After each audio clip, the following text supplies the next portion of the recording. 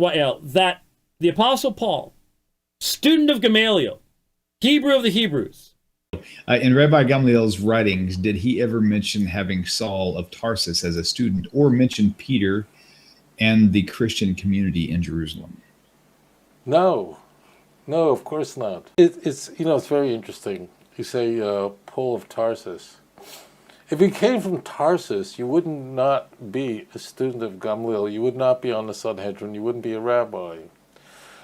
Coming from Tarsus is like coming from Las Vegas. No, it's Tarsus essentially was one of three centers of Western reflection, Greco-Roman philosophical reflection. That's exactly where you would not be from. It's interesting that Jerome comments that he thinks that Paul was from the Galilee, and a lot of scholars wonder what compelled Jerome to suggest that the Tarsus thing. Incidentally, Paul never claims to be from Tarsus. Acts says that for Paul, but I mean the whole Gamaliel thing is Acts. It's not. Paul was, now the reason why Paul would never say that in his letters is that if he said it, someone could have gone to Gamaliel and say, hey, there's this guy who's saying that he was in your class. Was he? But in 85, you could say anything you want to. You could say that Paul went to Harvard and graduated as a veterinarian. It wouldn't make a difference. At 85, the temple was destroyed, so Acts could say anything. He could say they were speaking in tongues, whatever you want. But no, there's no mention of anywhere. Gamaliel was the giant of the generation, and it was very important to attach Paul to the most illustrious Pharisaic sage of the generation. As it turns out, nothing works because Gamaliel, as in Acts, he is portrayed as someone who does not want to persecute Christians. So Paul was really a disciple of Gamaliel, and he was Gamaliel-like. What was he doing persecuting Christians? And why would he be working for the high priest and going to Damascus to persecute Christians? Like, are you insane? Like, the Jews have no problem. Like, we've got the Roman Empire to deal with. We got Caesar. We got problems, not Caesar. We have, we got emperors to deal with. We got wackos to deal with. We've got Caligula. You got Caligula as the emperor of Rome from 37 to 41. Christians in Syria are not your problem.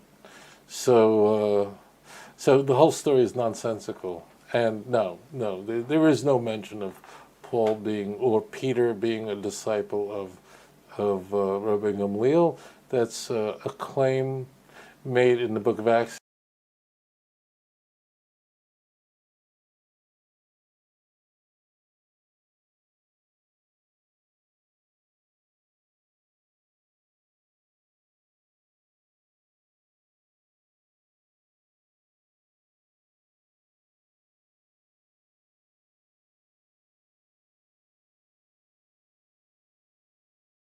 So he could not be a disciple of Gamaliel for 1,000 reasons. Let me go through why this is all patent nonsense. To begin with, we are told that Paul went to Damascus at the behest of the high priest to persecute Christians in Damascus. Along the way, the claim is made that Paul had these encounters, these supernatural encounters with Jesus, and he converts to Christianity. We're just going to use the word converts to Christianity because it's, I don't want anyone writing he didn't convert, he was doing it. Stop, okay? We're going to use words that are just easy to work with. So the point is, hold the show. Who were the high priests in the time of Paul? Who controlled the priesthood? As it turns out, they were Sadducees. Sadducees were an elite group that were in cahoots with Rome that very much controlled the priesthood. They were enemies of the Pharisees. They were at war, spiritual war with the Pharisees, and therefore just think about this for a moment.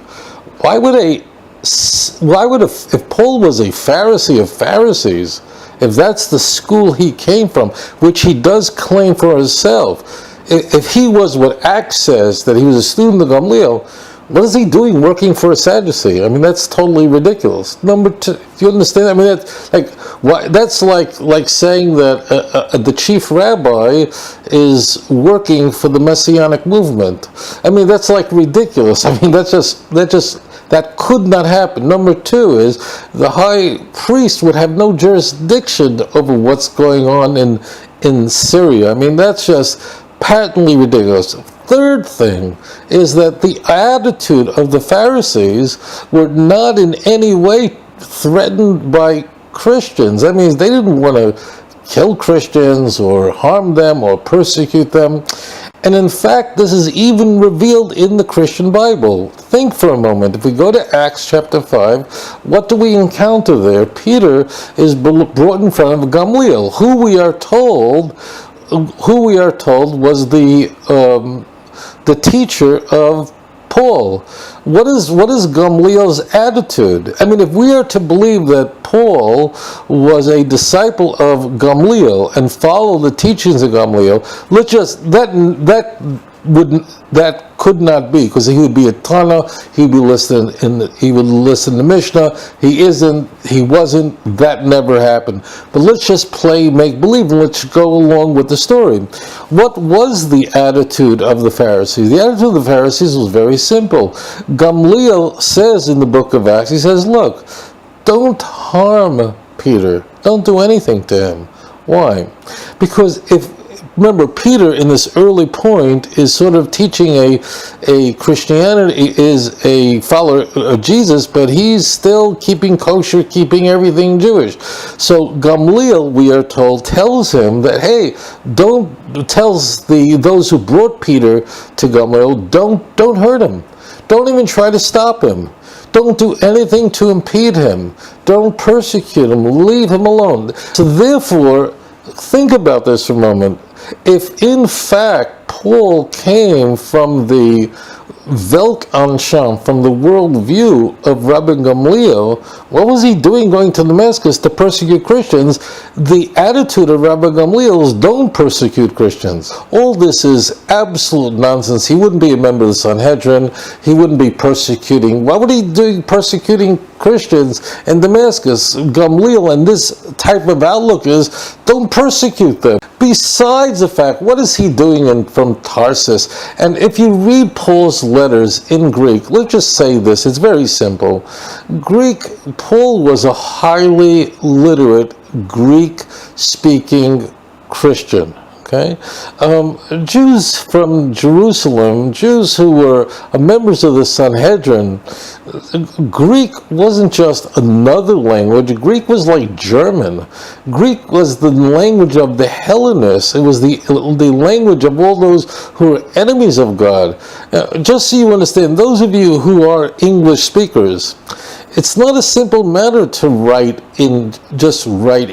because you're literate in English. I'm speaking to you Americans. So you're literate in English. You say, I speak English. But I'll ask you honestly, would you be able to write a highly literate rhetorical book of 16, of 10 chapters, of 13 chapters in English, well written? The answer is probably not. It'll be very difficult.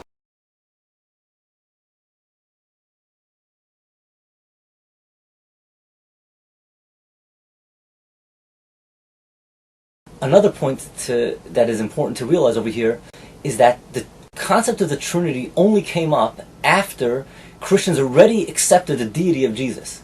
It was an effort, a philosophical effort to justify something they believed already, an absurdity they believed already. To believe a man is God, they had to come up with an idea of the Trinity. It wasn't that they first came up with the idea of the Trinity and then they said, oh, Jesus is the one that fits into the Trinity. Before Jesus came to the world, no one thought of the Trinity. So the Trinity is an excuse for idolatry.